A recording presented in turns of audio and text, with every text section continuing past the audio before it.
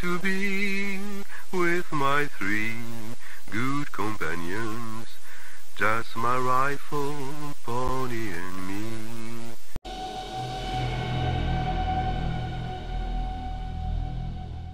Coucou Samir, j'espère que tu vas bien.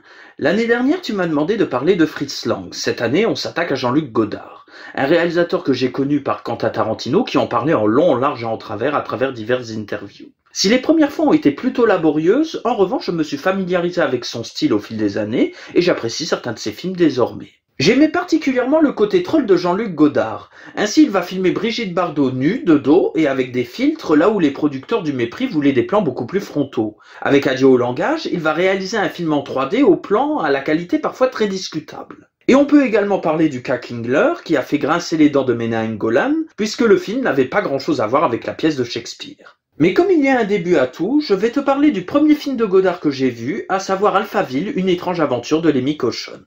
Quand on parle de science-fiction française, on a tendance à penser à des romans comme ceux de Jules Verne ou La planète des singes de Pierre Boulle, ou alors à des bandes dessinées comme Valérian et Laureline de Christin et Mézières. Mais quand on parle de cinéma, cela commence à tiquer, en dehors peut-être de films de Luc Besson comme Le Dernier Combat ou Le Cinquième Élément. Pourtant, le cinéma de science-fiction français n'a pas attendu 1980 pour exister, et on peut noter plusieurs films marquants.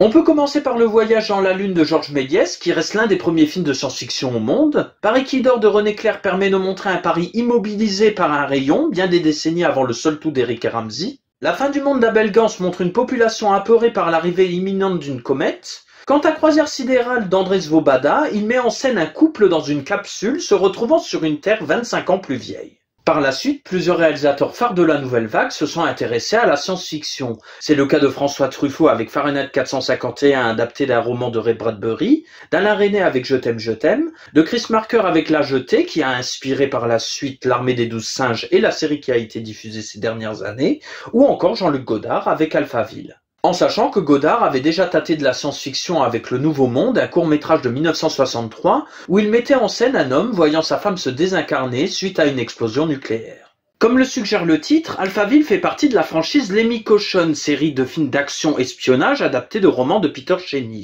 S'il est joué par John Von Drellen dans Brelandas d'Henri Verneuil, Lemmy Cochonne sera quasi exclusivement incarné par Eddie Constantine, qui jouera le personnage avant et après Alphaville, y compris dans un autre film de Godard nommé Allemagne 99-0. Les films de Godard sont d'ailleurs les seules incursions de la franchise vers le fantastique et la science-fiction. Eddie Constantine et Jean-Luc Godard ont eu des rapports conflictuels au début du tournage. L'acteur était peu convaincu des précédents films du réalisateur, et le réalisateur était peu convaincu de l'acteur lors des premières scènes de baston tournées. Ils ont alors discuté, et le reste du tournage s'est passé sans encombre. Si Godard n'a adapté aucune histoire de Cheney, en revanche il voulait traiter le personnage de Lemmy Cochonne de manière sérieuse et mythique. Il n'avait pas apprécié les précédents films avec Eddie Constantine, mais trouvait l'acteur convaincant dans le rôle. Cela se confirme dans l'interprétation d'Eddie Constantine, et cela n'empêche pas quelques punchlines ou la castagne.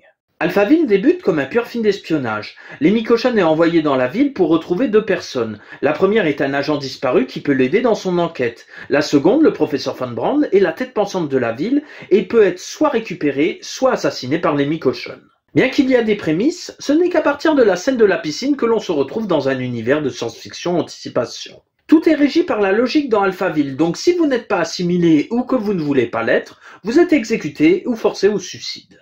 Les méthodes de Von Brand ne sont d'ailleurs pas si éloignées de ce que l'on peut voir dans Le Prix du danger, puisqu'il s'agit d'un véritable show. Ainsi, des gens sont fusillés sur un plongeoir devant un public qui applaudit à chaque exécution, ou alors électrocutés dans une salle de spectacle façon chaise électrique. Godard va même assez loin dans le cynisme, puisque les gens dits récupérables finissent dans des hôpitaux de la longue maladie, soit les HLM. Même si des femmes sont dans le lot, ce sont principalement des hommes qui sont exécutés, et cela n'a rien de très étonnant, puisque la plupart des assimilés croisés dans le film sont des femmes. Des femmes qui ont des chiffres tatoués sur des parties du corps, et qui sont classées en fonction de leur profession et de leur ordre. En ce qui concerne les séductrices, cela ressemble clairement à de la prostitution déguisée. Au vu de ces pratiques, il n'y a donc rien d'étonnant à ce qu'un sentiment comme l'amour soit banni d'Alphaville, puisqu'il est considéré comme illogique. Au début du film, Lemmy Cochonne constate qu'il y a une Bible dans sa chambre.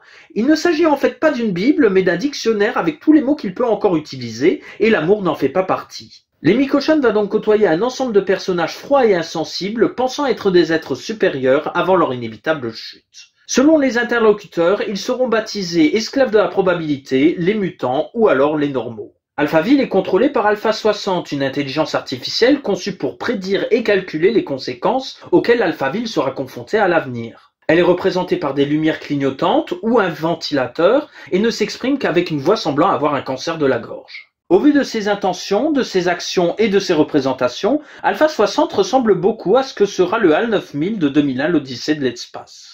Si la représentation d'Alpha 60 peut être vue comme futuriste, c'est loin d'être le cas du reste. Ainsi, le film tient plus de la science-fiction dans le fond que dans la forme, les vêtements, les costumes ou encore les voitures n'ayant rien de futuriste. La plupart du film a été tourné à Paris, et notamment dans la Maison de la Radio et de la Musique et dans la Tour Esso, toutes deux inaugurées en 1963. D'ailleurs, si on nous dit qu'Alphaville se trouve dans une autre galaxie et que l'Emi Cochon a parcouru l'espace pour aller là-bas, on ne verra pas de vaisseau spatial et la première apparition de l'Emi Cochon se déroulera dans une voiture typique de 1965.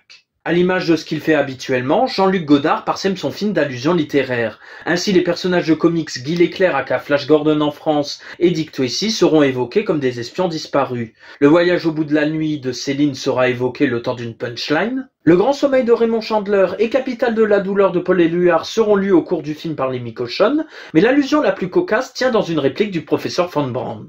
Lors de l'affrontement final entre le professeur Von Braun et l'Emi Cochon, le premier dit au second qu'il est une espèce en voie de disparition et qu'il va devenir pire que la mort, une légende. Soit une allusion plus ou moins directe au « Je suis une légende » de Richard Matheson publié quelques années plus tôt et qui met en scène Robert Neville, dernier homme sur Terre face à des hordes de vampires. Pour le reste, Jean-Luc Godard s'en sort plutôt bien dans l'action, avec notamment une sympathique course-poursuite, et fait même quelques expérimentations avec des plans type infrarouge, n'étant pas sans évoquer les fameuses bizarreries de John McTiernan sur le remake de Rollerball.